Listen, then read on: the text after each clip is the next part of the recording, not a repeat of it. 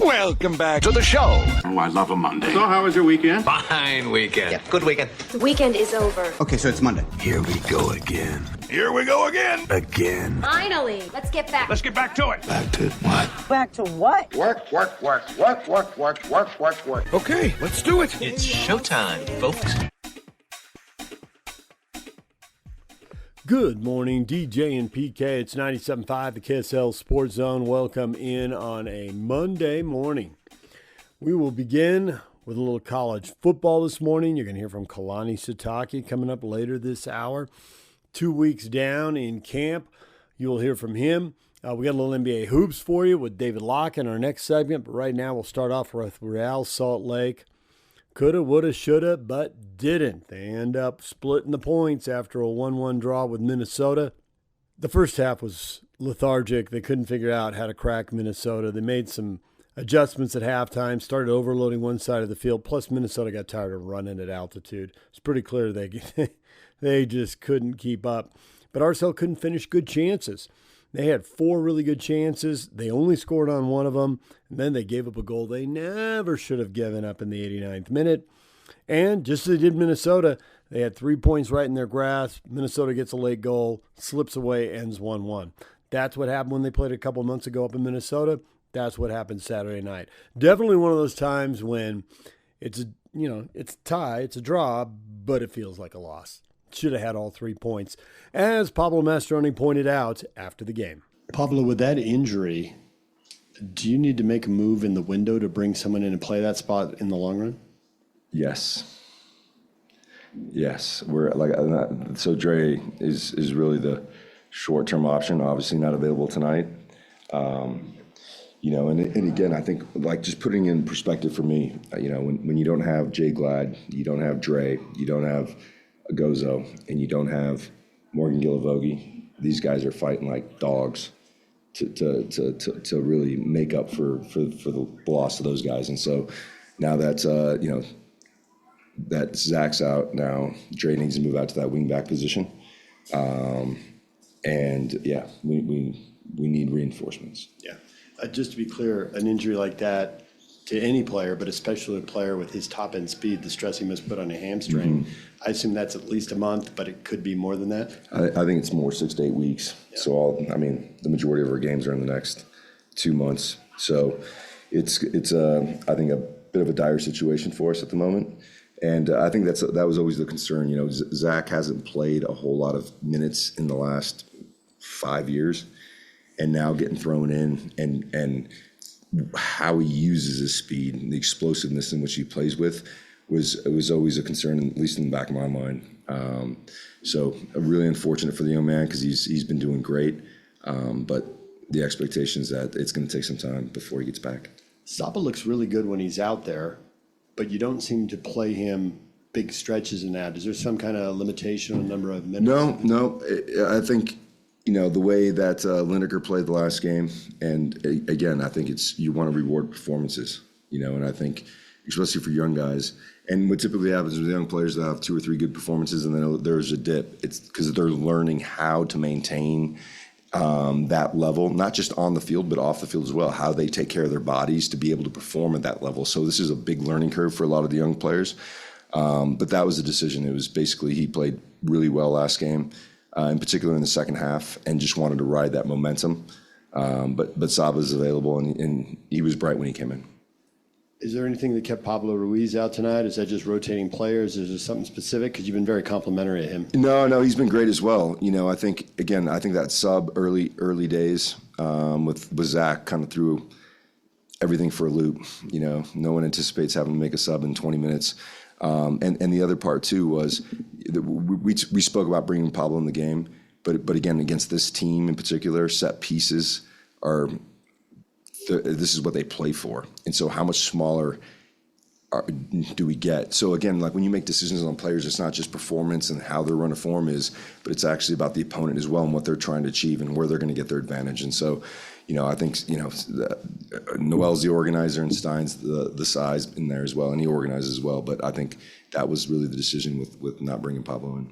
So what was the message to the team? What was the mood in the locker room afterwards, and how did you address the performance? Yeah, it was obviously a bit of a somber mood in the locker room. Again, I think when you have a couple good results like we had in our previous 2 games, you want to keep that going. And the really interesting thing about soccer, as in life, is it comes down to moments. And you hear me say this all the time. And there's 5,400 moments in a game, right? We had 3 chances in front of goal. So we played 95 minutes, but it was only 3 seconds that dictated whether or not we lost that game. It's fairy dust, DJ. It's pie in the sky. We can talk about all the tactical stuff and all that kind of stuff. At the end of the day, none of that, it's all insignificant. If you're creating those chances and you bury those, it could very easily be a 3-0, 4-0 game, like the last 2 games. You don't capitalize on that, and you give up a soft goal, now it's a 1-1 game. So was the performance bad? No, it's not at all. And so that's what I said to the players. We capitalized on those 3 chances against the last 2 teams we played. Tonight we didn't. That is the difference. So, again, for me, the important thing is denying quality chances and creating good chances on our opponent's goal. That's it. The rest of it is all smoke and mirrors. And if we do that and we capitalize on it, we'll win the game. And so that's what I said to the guys, is don't hang your heads. You guys did enough to win the game. And that's the most important thing. Now, the execution piece, sometimes yes, sometimes no. But the one thing that is true is the commitment, the effort, and the belief was there. And so when all that's there and we create enough chances to win the game, there's nothing to be upset about. It is life. It is soccer. And that's why we play the games. All right, there's RSL head coach Pablo Mastroeni. We'll take a break. When we come back, we're talking basketball with David Locke. Stay with us. All right, DJ PK, we're joined by David Locke, radio voice of the Utah Jazz. David, good morning. Really your favorite, isn't it, DJ? That's truly your favorite. Like when something like that happens and you see it and you get to just kind of point it out, like that underlying story, that just makes you so happy. I can feel it, DJ. It really does. That's what makes you the happiest. It really does. The question, though, the question really is, what makes PK the happiest? What's the equivalent that makes PK as equally happy as David James does when he sees that thing that has a little intellectual element to it and he can say, see, look at the irony there. Well, I did point it out. I found the did you hear the first one? I don't think David heard the start of this because I think he was on the phone with Jake. Give him the first this one. guy, Matt Carey, at Real Matt Carey on Twitter. People will come, Ray. They'll come to Iowa for reasons they can't fathom. Of course we don't mind if you look around, you'll say. It's only $4,000 a person on SeatGeek, the official ticketing partner of Major League Baseball. James Earl Jones would love that. Well, in this day and age, you can go have James Earl Jones do it. Oh, the late great man. He would have. I think if you told him to go back there and reshoot that scene just for a laugh, he might have done it. That's funny. Well, Awesome. it's all in the quest for the dollar. I mean, we see it in stadiums that we're just shocked and it's abhorrent to fan behavior. Meanwhile, you can only buy 4 beers at one time. I mean, for $18. I mean, if you don't want that, stop selling that. But they won't. You got to make the money. Oh no, I mean, but all of it. I mean, I don't know. It's never not been that, though. I think it's worth, right? Like, I don't know that I think it's actually any more of that than it ever was, right? Like, right. No, you can go. The Cincinnati Reds didn't put games on television because they thought it was going to cost. At one point in time, they thought it was going to cost them money. Mm-hmm. Yeah. Right. So it's just this has never been anything other than a profit industry. The numbers are bigger. The mechanisms are bigger. It's just it's different, but I don't think I think but I don't know. Actually, I don't know if it's different. It's got different. It feels it, but I'm not sure I buy that it really is. David Locke, radio voice of the Jazz, joining us. What did you think when you heard the Lakers were sold? PK's got a little background, talked to some of the people he knows in L.A., a little stories emerging. I'm curious what you thought and what you heard and what you know. I mean, I don't know if you saw the thing today. We'll travel the most of any team that's not going overseas. You see that? I did not. So we'll travel 49,000 miles, which is the most of any team in the NBA that is not going to Paris. So San Antonio and New Orleans travel more, but they're going to Paris. I think that's because we have more plane flights than I've ever seen us have. I think we have between 13 and 15 single game road trips. So if you just think about it, like if you go on a 4-game road trip, you take 5 plane flights. If you go on a 1-game road trip, you take 2. And so 13 times at least, and maybe 15 if I remember correctly, but I'll go with 13. We go out for a single game and back. Now, the good news is twice those are Oklahoma City on the back end of a back-to-back, so we actually spend the fewest minutes possible in Oklahoma City all year, so that's pretty awesome. That's good to see on the schedule when you don't have to spend any time there. But I think, that jumped out at me. That will lead to a little bit more fatigue than before. I think the other one that jumped out to me is I really felt as though the team was going to need to have some sort of confidence boost. Like, I'm a really big believer that teams can get momentum and then just kind of win games off of it. And I felt as though we were going to need to have some sort of stretch fairly early in which we could run off a few so that the guys could feel good about themselves. It's just, we can talk about how good we think we're going to be and be hopeful to be how good we're going to be, but I don't know that there's going to be anything that lets these guys really believe it until they do it. So actually the open of the schedule is pretty great. Like if you run down, I think we're probably favored in 7 of our first 9 and maybe 9 of our first 13. And so that really gives us a chance to come out of the game and feel good about it. DJ, PK, and David Locke, radio voice of the Utah Jazz, joining us. The Lakers sale. May I ask you a question? No. Apparently. What is everyone's thought about the midday Sunday?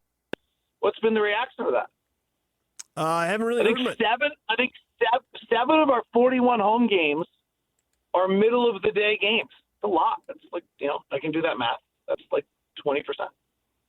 We talked about Halloween. We haven't got much reaction on that. You're right. There are a bunch of other, there's a 3:00 game with Phoenix, I think. I saw. Or no, 3:00 with San Antonio on a Sunday a couple weeks later. Yeah, there's 6 of them. Go look. We open the year almost every Sunday to open the season. We play at 1, 2, or 3 o'clock. 4 o'clock, rock. 5 o'clock, 6 o'clock, 7 o'clock, rock. Conjunction, junction, baby. What's my function? Hooking up words and phrases and sentences. We're so old. I get him to answer the Laker thing. I don't think I can. I don't know. I don't know if I want to go for it a third time. I've been rejected twice, and well, Honey didn't say yes the first time. Oh, I know. I'm scarred by that. Trust me. It's true. She didn't. Try again. I'm DJ. just curious what you think of the Lakers sale, what you heard. PK heard some stuff. We've been wondering. It's just weird to see the Lakers treated like a starter home and then getting flipped every 10 months. I probably don't know enough to comment on this intelligently, in the sense that one of the most interesting things I read is the tax benefit to owning these teams and how you can amortize costs and what it does for you is so incredibly valuable to these owners that actually a $2 billion profit over this time period actually doesn't make sense. I thought that was incredible, that it would have been a larger tax benefit for them to actually hold the team. That leads one to believe that the Department of Justice investigation or whatever's coming was principal to the reason why they sold. I think that seems to deductively make sense, that someone doesn't sell a franchise 10 months after they got it, unless there's something that's happened, and something happened. But I don't know it. I really don't know. PK, tell them what you heard. Yeah, and in my conversations with some folks down there in the L.A. area with my connections, still got a few, that Yeah, the guy who owns the principal guy with the Walter. That he took out some loans and he took them from insurance companies to buy the Lakers, and I guess that there's some issue there, and the SEC gets involved, so he's got to repay those loans. So he needs to sell the Lakers, and that Adam Silver is obviously aware of all this stuff, and the guys who bought it, the Kushner and Igor, is that how you say his name? That they were already in line to get the Vegas franchise, and since everything was already in order and they had everything what they needed, he just told them, "Hey, the Lakers are going to be for sale. There's a circumstance here. If you guys are interested, let us know." And they said, "Yeah, we're interested." And obviously they got together with the Lakers, and the thing was done in a quick manner because the other two already had everything, all their ducks lined up to get the Vegas franchise. And then, boom, now they're just going to own the Lakers instead. Makes sense. I mean, that lines up to, that passes the smell test, as they say. Yeah. It has not been a great week for NBA owners. Did you catch the Matt Ishbia Wall Street Journal story? I did. Yeah, that his mortgage company lost $600 million or something along those lines. But I know people in Phoenix, and they were saying, well, this guy's worth so much that they don't think it's going to impact the team. I have no idea if it is or it isn't, but that's what they're saying. Yeah, I mean, it sounds like he made a bet on something and it didn't work. Because the question what I've read on that one from the Wall Street Journal is, did he make the bet because he's desperate on some other things that he needed that bet to hit, and it didn't hit, and now he's in trouble? Yeah, well, that's a lot of money to lose, no doubt about it. Yeah. It's a different world. Mm-hmm, for sure. Do you think the Blazers situation's getting worked out, or do you think the Portland team's going to be on the move?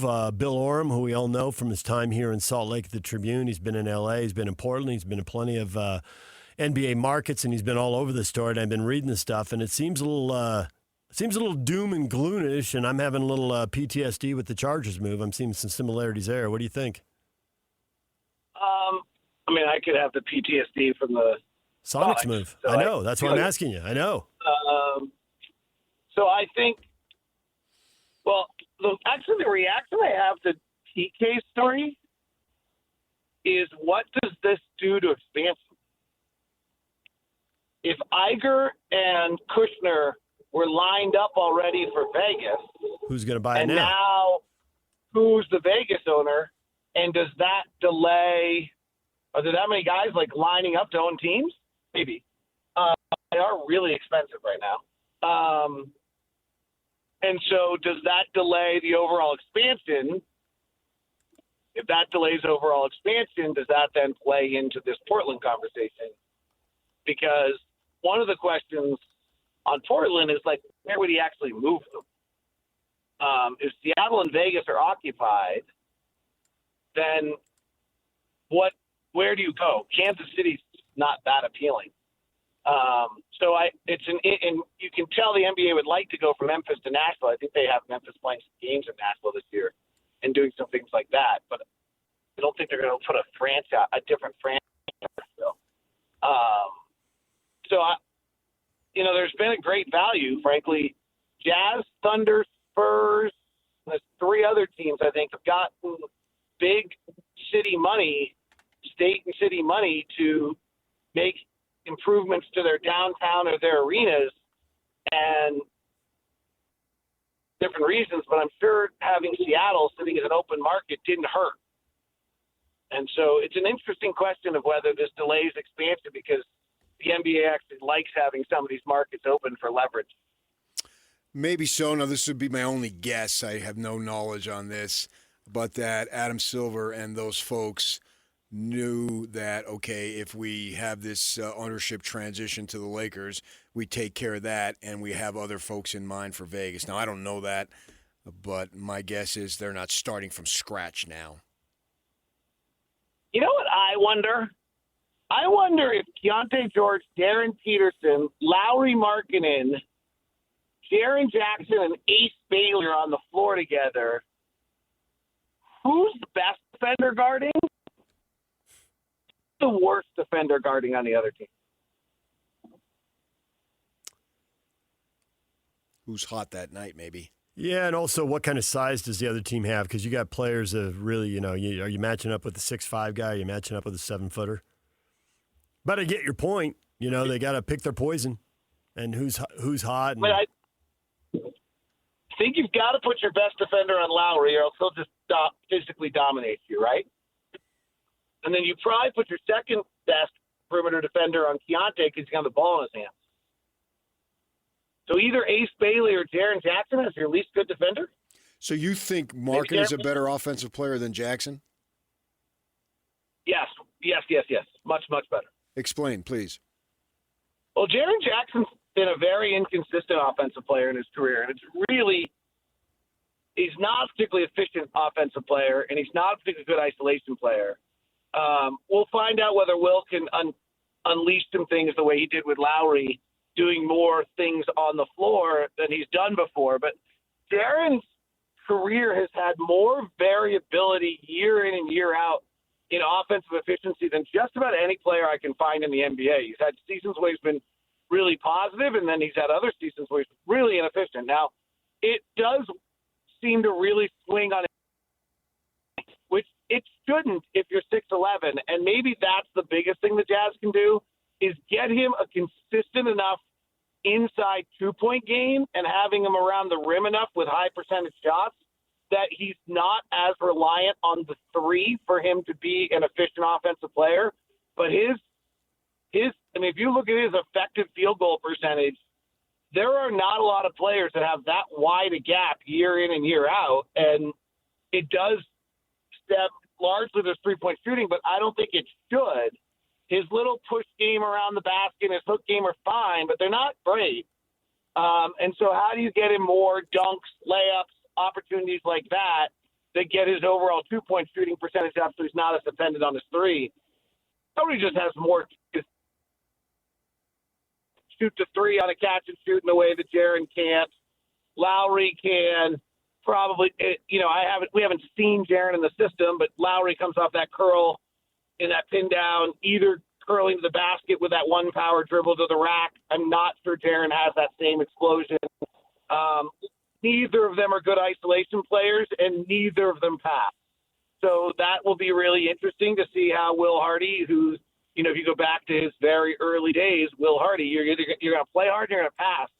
Well, there are not two players who average fewer assists for the shots they take than Lowry Markkanen and Jaren Jackson. So it's going to be very interesting to see how he does that. Jaren's a far superior defensive player, and I would say he's probably our best player, but on pure offense, Lowry's a better offensive player. If Jaren Jackson Jr. plays with Yusuf Nurkic, there's going to be a lot of space around the rim to get Jackson really good looks inside of 5 feet. Why is that? Because I think Nurkic can operate off the top of the key. I think obviously you can put Markkanen out on the 3-point line. I think they can spread the floor for him. Now, I'm probably not guarding Nurk, though. Like, if I'm the other team, I'm just not guarding Nurk. He can go play the handoff game at the top of the key, but I'm dropping my big into the middle of the paint. And so then Nurk's either going to have to shoot an 18-footer or play a handoff game with Keontae or Darren Peterson or Ace Bailey into a mid-range game, which as the opponent I'm fine. So then the question is whether you're playing a handoff game to pull up threes, which is a hard shot on that. All right. I'm not sure. I think there's way more room for Jaren on the floor if he's offensively playing the 5. Oh, I agree with that. I don't know how yes. much I don't know. 10 to 15 minutes of that a night where he is the 5. I don't know if we're going to do that, but it feels like that's the way the roster's lining up. Yeah. All right, David, we got time to pick that up down the road. Thanks for joining us. That was a helter-skelter edition, even by our standards. That was something. Well, I know what I'm talking about in the second part. I have no idea what I'm talking about in the first part, so I thought I might get us something because I know what I'm talking about. Okay. All right, thanks, David. See ya. There's David Locke. When we come back, we'll go to Cougar practice next. Good morning, DJ and PK. It's 97.5, the KSL Sports Zone. Time to head down to BYU football practice. Cade Uluave meeting with the media after the practice. Yeah, I think credit to the offense. They had a good day, and they were getting us on some stuff. But yeah, I think Coach Sitake is definitely right that the offense won. But for defense, I think the defense played all right. I think there's definitely things that we could do better on and continue to work on, just like the little things. I think that's just we keep on learning. We got a lot of camp left, and we're grateful for the opportunity to come out here and go live a little bit, play in the stadium, and kind of get some as close as we can to game-like reps. But yeah, there's just little things that we need to work on. The whole defense, me included, just little things that are going to make a big difference. But yeah, offense had a good day. Credit to them. Defense is going to bounce back, watch the film, and just keep on continuing to get better and just move on from today, learn from it, and just continue to keep growing. I also wanted to ask you, if I'm not mistaken, this was your first time being in Uluave Stadium to actually play in the stadium, play on the field. What was the experience like? Yeah, it was sweet. I've been to Lavelle a few times. As a fan, but to be able to be on that grass under, looking over those mountains, and you got the just beautiful scenery there is. It was just cool. It was a cool scenery and just a cool environment to be a part of, and just kind of gives me a little taste of what it's going to be like, this fall. But it was awesome. It was awesome, and I loved it. And just looking forward to going there and seeing a live crowd, and I heard it's going to be loud, and don't doubt it. So I'm just excited to get out there and go out and play.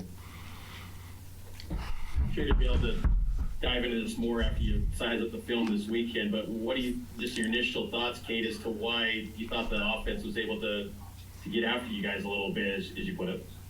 Yeah. The offense, they played extremely well. Like I said, just credit to all of them. I think just, football is a sport where everyone has to do their job and do their 1/11th. And, especially when we play a good offense like our offense that we have, if someone's not doing their job, we're going to get exposed, and, the offense is going to find that. And so I think for us, just making sure everyone does their job, I think knowing your job and doing your job is super important. But just, like I said earlier, it's just the little things of, just being able to, win one-on-ones, know what you're doing, just making a play. And so, but yeah, like you said, we're going to watch the film and we're going to learn and come back and just keep pushing and keep grinding. And I think with the guys that we have on defense and the leaders that we have, that everyone already knows the standard and knows that, the standard might not have been met today, but it will be, because that's just who we are, and that's, the players that we have. So, but yeah, credit to the offense, but we're going to watch the film, bounce back, and get better. Who's the green dot on this year's defense? Did you guys incorporate that into the scrimmage today? Yeah, the green dot's in the secondary. With our safeties are the green dot guys. They kind of oversee the whole team and kind of can communicate. But yeah, that's who we have right now, and they do a good job at it and be able to communicate well across the field. But yeah. Yeah, Cade, how would you compare this kind of first scrimmage of fall camp compared to what you went through at Cal? Is it pretty similar? Does BYU do things differently in terms of physicality and going live? How would they compare? Yeah, I think they're pretty similar. Anytime that there's a scrimmage, on the schedule, everyone's excited, everyone's, hyped up, and to be able to go live is in camp is, you don't get that every day. So, those reps are very valuable. But yeah, it's similar like it was at Cal. I think, both, out here scrimmages are, pretty typical in camp, and you try to keep everyone healthy. And, but yeah, I think the physicality that we have here at BYU is pretty elite, and that, I think it's kind of a mindset thing of when we got to be able to be going with full effort, relentless effort every play. And I think that's another thing we need to work on, me included, just being able to run the ball, get to the ball, and just and make plays and stuff. And so, but yeah, anytime we get the opportunity to go live and to, be under the stadium is always a cool opportunity that we should take advantage of. And I feel like the offense did that better today, but I know that defense is, we always hit on being humble and hungry, and we're going to bounce back and be ready to go. There's Cade Uluave. Now, here's Bear Bachmeier and Bruce Mitchell. Yeah, we were gelling pretty well on the offense. It's a great deal when you got a great offense and a great defense going at it. But, yeah, I thought we had the upper hand today. Bruce played really well, and I thought all the guys were gelling, and we're in a great rhythm. Yeah, and then Bruce, asked Kalani about this, the offensive line. He said some guys got banged up, but how do you feel just on the front line you guys performed overall? Yeah, I think we had a really good day today. We've had some guys out with some just some fall camp hits, early on, some concussions and whatnot. But I think we'll have everybody back next week. And as an O-line unit, I think we played really well today. I think we're expected to. We got a lot of guys returning, a lot of experience. So it's just good to be back in Lavelle and work on that chemistry, making sure we got 5 guys on the same page. Yeah, I guess for Bear first, and then maybe Bruce. Did anything kind of surprise you guys today as you kind of got out for the first time in pads, went live? Some of you guys, anything kind of surprise you or stick out today, Bear? Not a lot of surprises. I mean, we were just really excited to, get in the stadium and feel the grass and just be out there with the guys. I mean, it's the best time of the year coming up, so we were just really excited. Bruce? Yeah, I don't know if I'd say surprise was the right word. It was certainly, I mean, you can tell we got a lot of returners on the offense. I think Bear played great today. The pass game, the run game, I felt like we were moving the ball really well. And, I think our defense has a lot of talent too, and we all know that. They're still getting some guys back, but I don't think they played, terrible. I think, we were able to see we got a pretty good team, and it's only up from here. Yeah, I got to ask Bear about the haircut. But you did it last year at the start of camp. Is that a tradition now? Yeah, I mean, I didn't want to get undercoated or anything like that, so I just wanted to stick to the dressing grooming standards. For both of you guys, what was done to simulate a game day environment to get ready before this scrimmage? Kind of what went into all of this to simulate it like a game? Well, we had a shorter practice yesterday. I mean, our process of specifically like in the quarterback room of looking at our play call sheet, what was similar to that of a game. And then when we were in the stadium, it's just a different kind of deal. It's a different mindset. And I don't know. I think the whole team kind of gravitated towards that, and we had a lot of situational periods as well to get those game-like scenarios. So, yeah. Yeah, I think Coach A-Rod's done a good job this week telling us that we're going to treat this like a game. A lot of times on offense, early on, you're installing a lot of stuff. You're making sure you're repping certain plays, but today it was spot the ball and call it. So super game-like, and then we just had our certain situations, went through our pregame as a team like we normally would if it was a real game. And, yeah, so, I mean, that's as close as we're going to get to a game today until September 5th. Bruce, I've seen a lot of the old linemen wearing that shirt at the bottom that says like FTP. What does that stand for?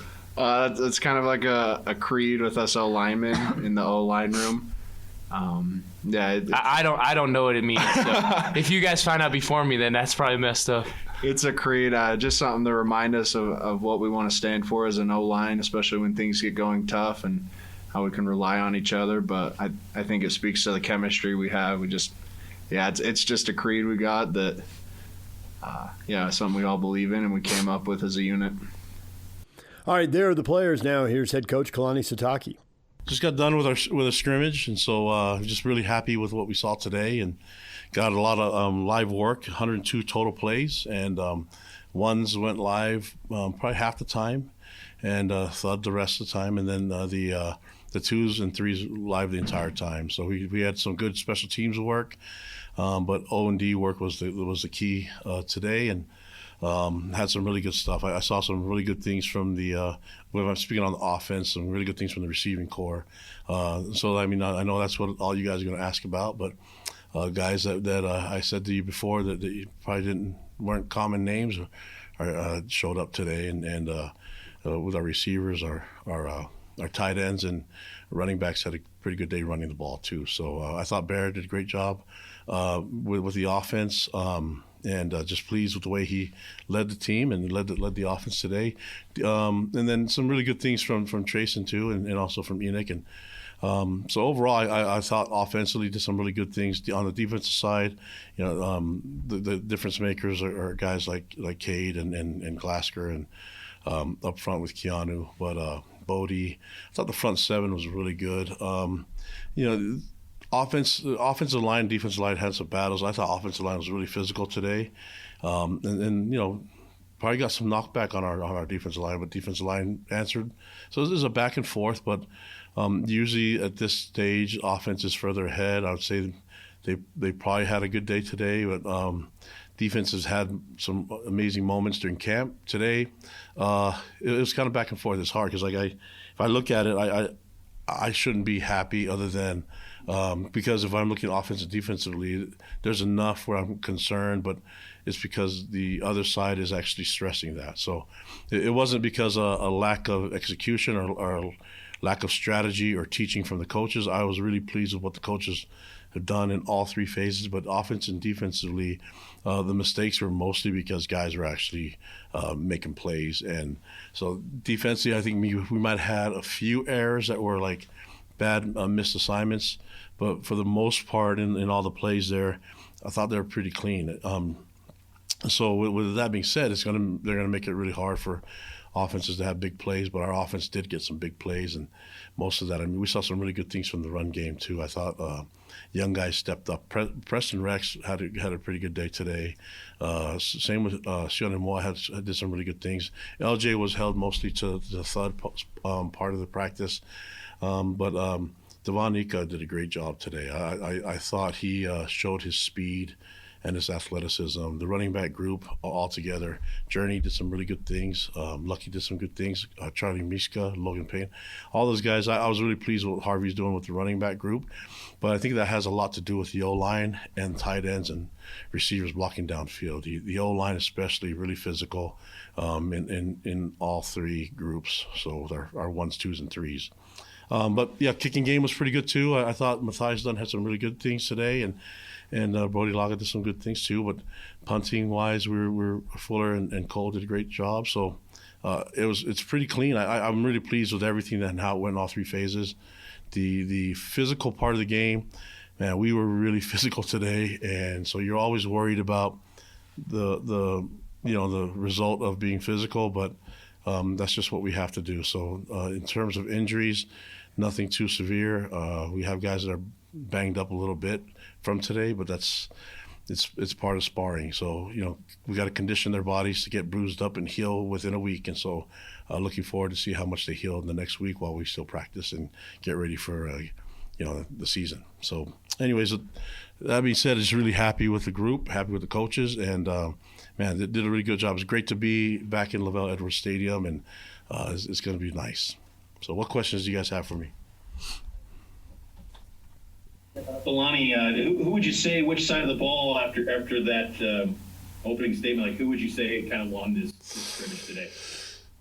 I thought they had some moments. I mean, you probably give slight edge to the offense today because I thought the offense had more big plays that I would like to have seen from the defense, but a lot of the big plays came because of guys that made them happen. And so, I really, all the questions would be about the receivers. I thought the receivers had a really good day today. And then, okay. Just to follow up with the wide receivers, Reggie Frischneck had 2 touchdowns, sound like, and is Reggie more in that wide receiver one mix for this team this year? I thought they all had a good day. I mean, Cade had a touchdown today. Tiger did some really good things too. So, Legend did some really good things. Terrence did some good things. So it's I thought overall, I mean, and a lot of it was because quarterbacks are doing a great job getting them the ball, the timing of everything, and then the O-line did a good job blocking and protecting. So. But receivers, I was pleased with the way they blocked downfield. That's why we were able to have a lot of success in the run game. But I don't know. You have to go watch the film. I think if you just come off the field, I felt like maybe offense had a slight edge. And then defensive coaches, maybe they're just more angry. They just get – I think they maybe thought they should have a shutout every time they step on the field, which is cool. That's what I like about K-Pop and his group. But So maybe I don't know if maybe the offense was had that much of a advantage today, but if you listen to the defensive coaches, it sounds like it because they're always mad. They probably just need to go to church and relax this weekend. Thanks so much, Coach. Next question is going to come from Jay Drew. Kalani, I wanted to ask you about special teams, which is, you have the fewer returning starters there than anywhere in any of the three phases. How do you just feel they're coming along? And have you identified some punt and kick returners yet? Oh yeah, the kickers. I think Jay, they're doing some really good things, man. I feel confident in the two place kickers that we have, and so looking at the way I think the way Matthias has been around for so long that he's kind of picked up a little bit of the Will Ferrin magic, so he's kicking a lot like him and similar a little similar swing and strike on the ball and similar height, and so can't get mad at that, and then Brody coming off his mission has got a really powerful leg, and so you're seeing them compete. I think it's getting the best out of both of them, but it feels good to have a veteran that's been around for so long that can kick, and just the way that the camaraderie and the connection that they have between each other have done a great job helping. And so and with the punting, looking at that Fuller's going to do a great job as our punter, and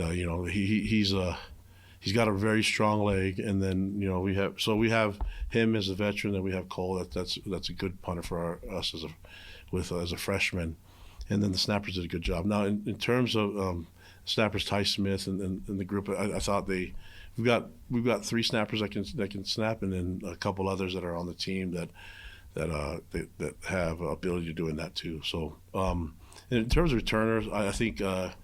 The guys that are starting to emerge, we're talking to Fessy and Justin, is you're looking at probably have it more